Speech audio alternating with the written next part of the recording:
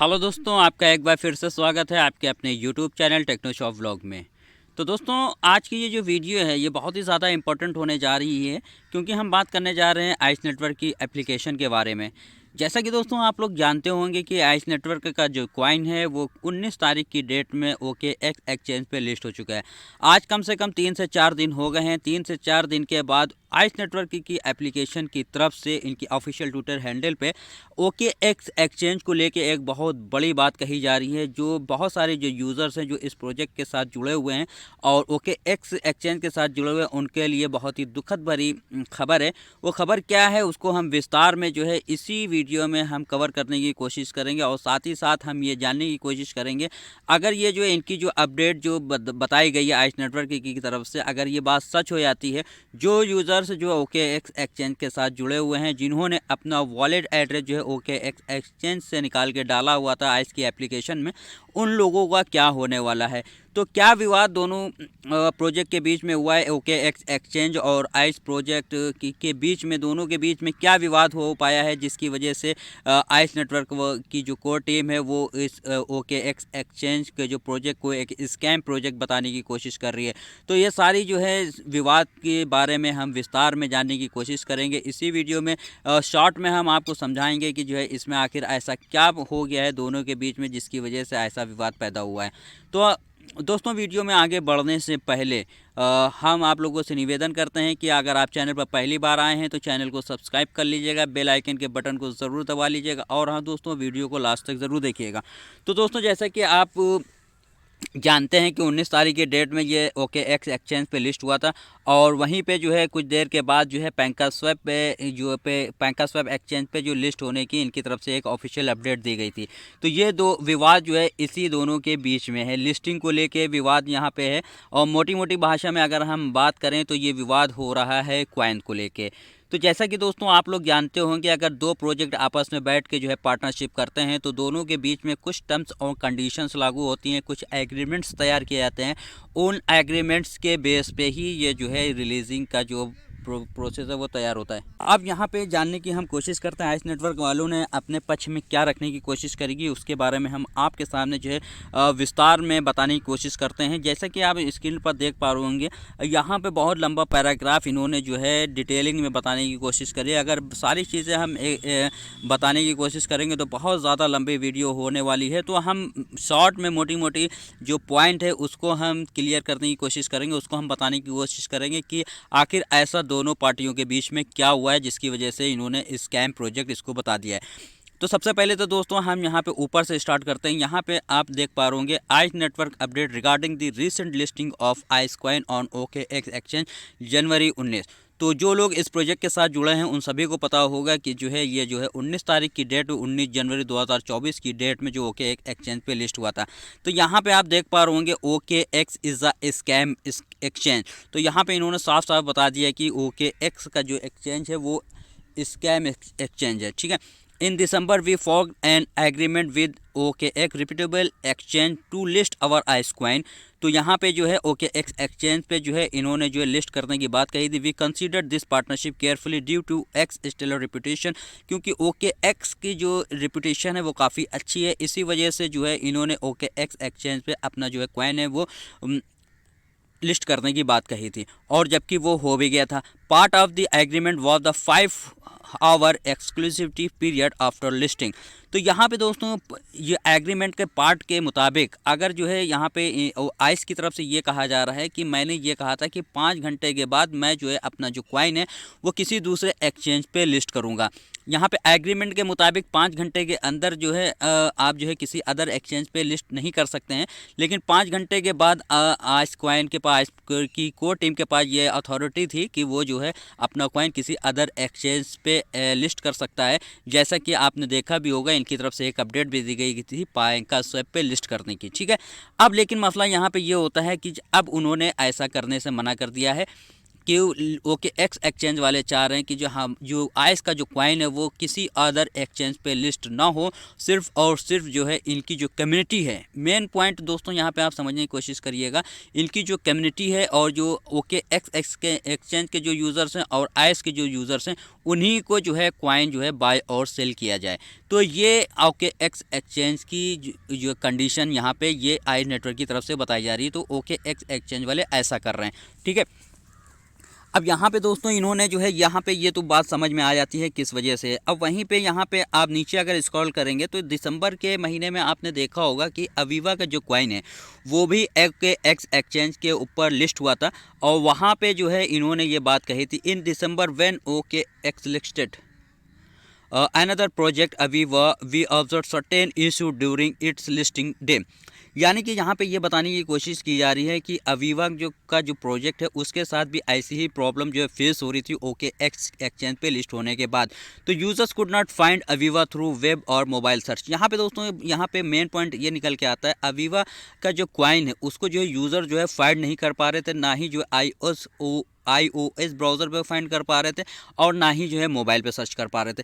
Users in some countries could not trade Aviva. User जो है कुछ कंट्रीज़ में जो है फाइंड नहीं कर पा रहे थे अवीवा के कॉइन को। अब यहाँ पे ये मसला उठ के आ रहा है कि आखिर ऐसा हुआ क्यों है। तो इस वजह से हुआ है क्योंकि ओके एक्स एक्सचेंज वाले जो है चाह ही नहीं रहे हैं कि जो है हमारे जो यूज़र्स हैं उसके बाद कहीं जो बाहर के यूज़र्स हैं उनके पास जो है वो आइस का जो है कॉइन हो जाए।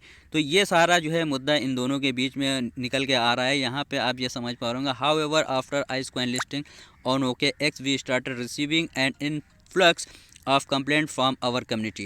Users who are not logged in could not find ICE while searching on OKX web mobile app। तो यहाँ पे दोस्तों ये बताने की कोशिश करी गई है कि ओके एक्स का जो एक्सचेंज है वो जो है कुछ कंट्रीज़ में जो है बैन है, जिसकी वजह से वो मोबाइल ऐप पे जो है फाइंड नहीं हो पा रहा। Even logged in user had difficulty locating ICE on the platform. तो यहाँ पे जो बहुत सारी डिफ़िकल्टी पैदा हो रही है आइस के प्लेटफॉर्म पे।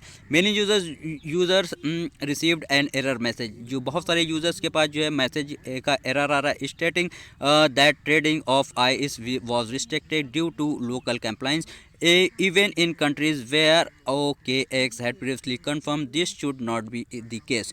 तो यहाँ पे ये बताने की कोशिश करी गई है कि आइस नेटवर्क ने ये सारी प्रॉब्लम जो है OKX एक्सचेंज को बताई थी, उनकी कोर टीम को बताई थी, तो वहाँ पे ये सारा जो है उसका सलूशन करने की बात कही गई थी। लेकिन वहीं पे जो है इनका जो है एक बहुत बड़ा यूज़र बेस जो है वो चाइनीज़ कम्युनिटी है, encountered additional issue such as. तो वहाँ पर भी जो है ये सारी जो है प्रॉब्लम फेस करने को मिल रही है। तो ये सारी दिक्कतें यहाँ पे आप देख पा रहे इनकी तरफ से बहुत सारा लंबा ब्यौरा दिया हुआ है।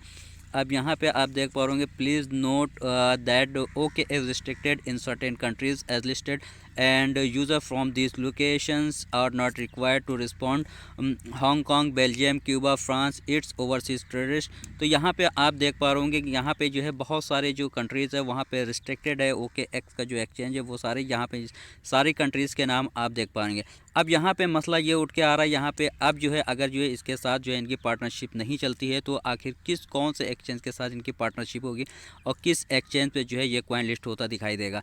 तो यहाँ पे आप देख पा रहे होंगे यहाँ पे इन्होंने बहुत सारे जो है एक्सचेंजेस हैं उनकी बात कही है। यहाँ पे एक बाइनेंस है, कॉइनबेक्स है, क्रैकन एफएक्स है, कूकॉइन है, बाइबिट ऑफिशियल है, गेट और जेमिनी है। तो यहाँ पे दोस्तों इस सारे विवाद के बाद जो एक यूज़र्स ने बात कही थी वो क्या है उसको मैं बताने की कोशिश करूँगा, उससे जो है आपको सारी आसानी के साथ चीज़ें समझ में आ जाएंगे। यहाँ पे एक यूज़र से उसने क्या बताया है उसको समझ लेते हैं।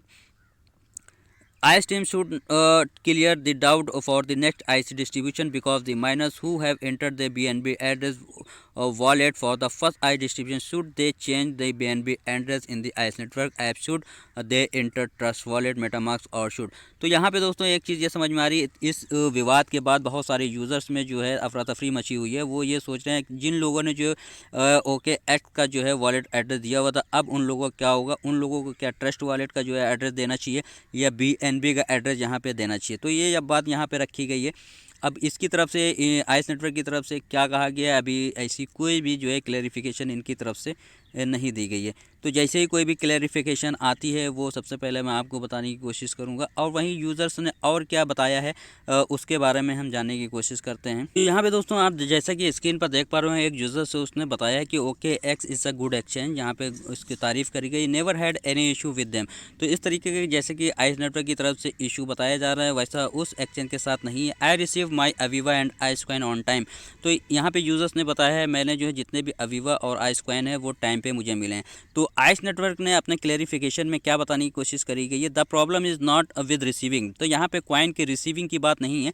दे did not allow anyone outside our community to buy ICE, यानी कि ये बताने की कोशिश करी जा रही है कम्युनिटी के बाहर जो है ये किसी भी जो यूज़र्स हैं उसको जो है बाय करने की परमिशन नहीं दे रहे हैं। अगर कोई यूज़र जो है वो आइस कॉइन को जो बाय करने की कोशिश करता है तो वहाँ पे क्या मैसेज आता है वो देखने की कोशिश करते हैं। A lot of people try to buy ICE and they could not find it on exchange. तो जो बाहर के यूज़र्स हैं, जो कम्युनिटी के बाहर के यूज़र्स हैं, वो अगर जो है आइस कॉइन को बाय करने की कोशिश करते हैं तो वो जो है एक्सचेंज के ऊपर जो आइस का जो कॉइन है उसको फाइंड नहीं कर पा रहे हैं। तो सब पे मेन प्रॉब्लम ये आ रही है यहाँ पे। This effect whose project and everyone, जिसका जो प्रोजेक्ट है वो सभी के पास होनी चाहिए, सभी जो है इस कॉइन को बाय कर सकते हैं। लेकिन जो है मसला यहाँ पे यही उठ के आ रहा है कि जो अदर के जो यूज़र्स हैं वो जो है कॉइन को बाय नहीं कर पा रहे हैं। इसी वजह से ये सारा मसला यहाँ पे आपको देखने को मिल पा रहा होगा। तो यहाँ पे आप देख पा रहे होंगे यूज़र्स है, उसने क्या बताया, कंट्री है Cyprus, could not find ICE USDT for spot trading. तो यहाँ पे यूज़र्स ने बताया है कि जो OKX एक्सचेंज के ऊपर जो आइस का जो कॉइन है वो फाइंड नहीं कर पा रहा। Once I found it with search on web browser, जब एक बार जो उसने वेब ब्राउज़र के ऊपर उसको सर्च किया, it said that I am not eligible. तो ये OKX एक्सचेंज की तरफ से कहा गया कि वो जो यूज़र्स है जिसने फाइंड किया है वेब ब्राउज़र के ऊपर आइस कॉइन को, वो एलिजिबल नहीं है टू ट्रेड करने के लिए, वो एलिजिबल नहीं है because of my country residence Cyprus, क्योंकि उसकी जो कंट्री है वो साइप्रस है। इस वजह से ये सारे मुद्दे OKX एक्सचेंज की तरफ से जो है निकल के आ रहे हैं। इसी वजह से जो आइस की कोर टीम की तरफ से ऐसा कहा गया कि ये एक स्कैम प्रोजेक्ट है, क्योंकि ये जो है लिमिटेड जो इनके जो खुद के जो यूज़र्स हैं उसी को जो है बाय करने की ये परमिशन दे रहे हैं। इसी वजह से ये सारा मसला विवाद हो रहा है। तो इस वजह से ये जो समस्या पैदा हो रही है इसी वजह से पैदा हो रही है। ठीक है, अब इसमें क्या रिजल्ट निकल के आता है, दोनों के बीच में क्या बातचीत होती है, अभी ऐसा कोई भी अपडेट आइस कॉइन की तरफ से नहीं दिया गया है। क्या इनके साथ पार्टनरशिप जो है वो कंटिन्यू रहेगी या इसको जो है ब्रेक करके जो है किसी अदर एक्सचेंज के साथ इनकी जो है पार्टनरशिप वगैरह होगी। तो ये सारी बातें हैं दोस्तों, उम्मीद करते हैं आपको ये सारी चीज़ें समझ में आ गई होंगी, क्या विवाद है दोनों पार्टियों के बीच में। अगर इसके सोल्यूशंस को लेके अगर इनकी तरफ से कोई भी अपडेट दी आती है तो मैं आपको सबसे पहले बताने की कोशिश करूँगा। उम्मीद करते हैं दोस्तों आपको ये समझ में आ गया होगा कि क्या विवाद था इन दोनों के बीच में और किस वजह से इन्होंने स्कैम प्रोजेक्ट बोला है। ठीक है, तो आज के लिए दोस्तों बस इतना ही, मिलते हैं नई वीडियो में नए प्रोजेक्ट के साथ, तब तक के लिए धन्यवाद।